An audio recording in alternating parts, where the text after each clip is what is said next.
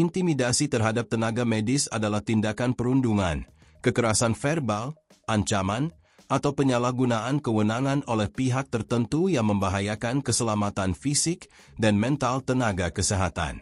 Kementerian Kesehatan, Kemenkes, menegaskan tidak ada toleransi untuk segala bentuk kekerasan dan menjamin hak perlindungan hukum serta rasa aman bagi seluruh tenaga medis. Di sisi lain, intimidasi terhadap tenaga medis masih saja terjadi. Seperti yang dialami Dr. Eliza Princila Utami Pakaenoni atau Dr. Icha.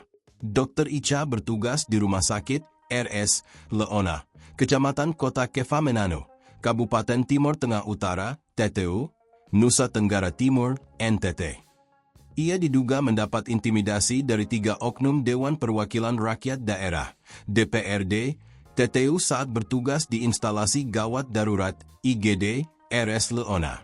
Akibat dugaan intimidasi itu, Dr. Icha mengalami depresi berat hingga mengakhiri hidupnya. Sebelum meninggal, Dr. Icha telah melaporkan kejadian yang dialaminya ke Badan Kehormatan, BK, DPRD TTU. Ayah Dr. Icha, Gabriel Pakaenoni yang menyerahkan laporan tersebut. Menanggapi laporan itu, Ketua BK DPRD TTU, Maximus Taek menegaskan, pihaknya akan menindaklanjuti laporan tersebut. Ia juga berjanji akan mengusut kematian Dr. Icha. Maximus menyatakan, BK DPRD TTU bakal menindaklanjuti secara prosedural, profesional dan transparan terkait laporan itu. Sesuai dengan tata beracara, kode etik dalam tata tertib DPRD TTU, ujarnya, Senin, 29 Juni 2026, dilansir pos dafkupang.com. BK DPRD TTU bakal segera memanggil 3 oknum anggota dewan yang diduga melakukan intimidasi terhadap Dr. Icha. Ketiganya yakni Terencius Lazakar, Nobertus Tubani, dan Veronica Lake. Agar segera melakukan pengambilan keterangan atas dugaan masalah yang dituduhkan kepada 3 anggota DPRD Kabupaten TTU, kata Wakil Ketua 2 DPRD TTU, Agustinus Siki. Jika terbukti bersalah, ketiga anggota dewan itu bakal dikenai sanksi. Sanksinya meliputi lisan, tertulis, pemberhentian sementara dari alat kelengkapan DPRD TTU, dan sanksi berat berupa pemberhentian dari jabatan sebagai anggota DPRD TTU. Kemudian, apabila ditemukan unsur pidana, BK DPRD TTU akan menyerahkan hasil pemeriksaan tersebut kepada aparat penegak hukum untuk ditindaklanjuti. Ayah Dr. Icha minta keadilan. Permintaan pengusutan kematian Dr. Icha juga disampaikan sang ayah, Gabriel Pakaenoni. Gabriel meminta keadilan bagi mendiang putrinya. Ia bahkan bersimpu di kaki Bupati TTU, Yosep Valentinus Kebo de la Salle dan Gubernur NTT, Melki Lakalena. Bupati TTU, Yosep Valentinus Kebo de la Salle melayat ke rumah duka, Sabtu, 27 Juni 2026. Tangis pecah saat ayah Dr. Icha bersujud di hadapan Bupati TTU sambil memeluk erat. Gabriel memohon keadilan atas kematian putri yang ia sayangi.